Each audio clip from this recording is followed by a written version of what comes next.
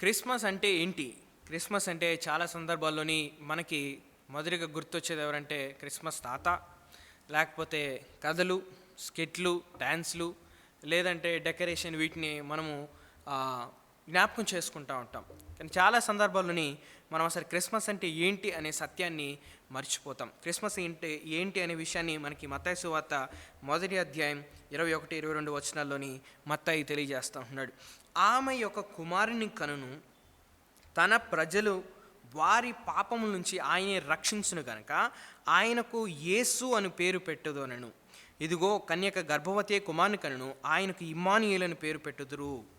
ఇక్కడ మనం గమనించినట్లయితే దేవుని బిడ్డలారా, మరియా గర్భాన్ని ధరించున్నప్పుడు దేవుని దూత యోసేపుకి తెలియజేస్తుంది, నీ యొక్క భార్య కుమారుని కనును, ఆ కుమారునికి నువ్వేం పేరు పెట్టాలంటే యేసు అని పేరు పెట్టాలి. యేసు అనే పేరుకి అర్థం ఏంటంటే రక్షకుడు. రక్షకుడని ఎందుకు పేరు పెట్టాలంటే ఆయన పాపము నుంచి విమోచించడానికి ఈ లోకానికి వచ్చాడు. ఆయన మనుషుల యొక్క శిక్షను తీసివేయడానికి ఈ లోకానికి వచ్చాడు. ఆయన మనిషిని దేవుని యొక్క ఉగ్రత నుంచి తీసివేయడానికి వచ్చాడు అని చెప్పాడు. 22వ వచనంలో మనం చూసినట్లయితే ఆ వచ్చిన వ్యక్తి ఎవరంటే కేవలం ఒక మనుష్యుడు మాత్రమే కాదు.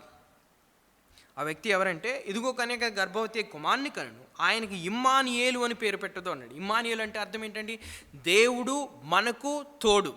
దేవుడు మనకు తోడు. ఏ దేవుడైతే సమస్తాన్ని సృజించాడో, ఏ దేవుడైతే సమస్తాన్ని పరిపాలిస్తూ ఉన్నాడో, ఏ దేవుడైతే సమస్తాన్ని మాటతో చేశాడో, ఏ దేవుడైతే సమస్తాన్ని పాలిస్తూ ఉన్నాడో ఆ దేవుడు తనని తాను తగ్గించుకొని రిక్తునిగా చేసుకొని ఈ లోకానికి వచ్చాడు. ఇదే క్రిస్మస్.